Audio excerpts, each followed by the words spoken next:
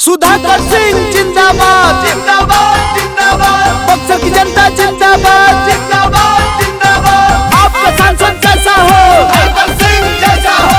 तेज तेजस्वी जिंदाबाद जिंदाबाद जिंदाबाद। महागठबंधन जिंदाबाद जिंदाबाद जिंदाबाद। राहुल गांधी जिंदाबाद जिंदाबाद जिंदाबाद। बोल रहा है बक्सर बोले गांव घर मुहल्ला है सुधाकर भैया बाटे सगरे ही है हल्ला सुधाकर सिंह जिंदाबाद जिंदाबाद जिंदाबाद। बोल रहा है बक्सर बोले गांव घर मुहल्ला है सुधाकर भैया बाटे सगरे ही है हल्ला लालटेन पर बटन दबाकर होगा परिवर्तन लालटेन पर बटन दबाकर होगा परिवर्तन अभिनंदन अभिनंदन सुधाकर जी का अभिनंदन मिले जनता का समर्थन होगा बक्सर में परिवर्तन। मुकेश सहनी जिंदाबाद जिंदाबाद जिंदाबाद। क्रीड़ा स्टूडियो डुमरा।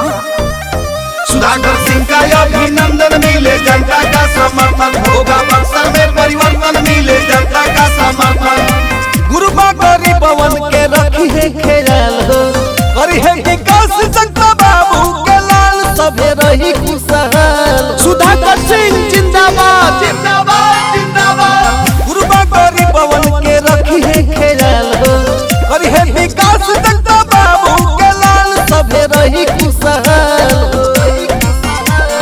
शासन के आसन पर साथी बनल महागठबंधन शासन के आसन पर साथी बनल महागठबंधन अभिनंदन अभिनंदन सुधाकर जी का अभिनंदन मिले जनता का समर्थन होगा बक्सर में परिवर्तन। बक्सर की जनता जिंदाबाद जिंदाबाद जिंदाबाद।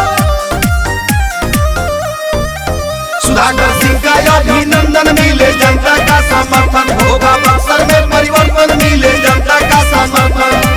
युवा के जान हमें जन जन के शान हो करिले गुमान हमें सबके स्वाभिमान हो रखी है ईमान हो तेज तेजस्वी जिंदाबाद जिंदाबाद जिंदाबाद। युवा के जान हमें जन जन के शान हो करिले गुमान हमें सबके स्वाभिमान हो रखी है ईमान हो बात त्रिपुरा रे बिंदु करेल तोहर बंधन बात त्रिपुरा रे बिंदु करेल तोहर बंधन अभिनंदन अभिनंदन सुधाकर जी का अभिनंदन मिले जनता का समर्थन होगा बक्सर में परिवर्तन।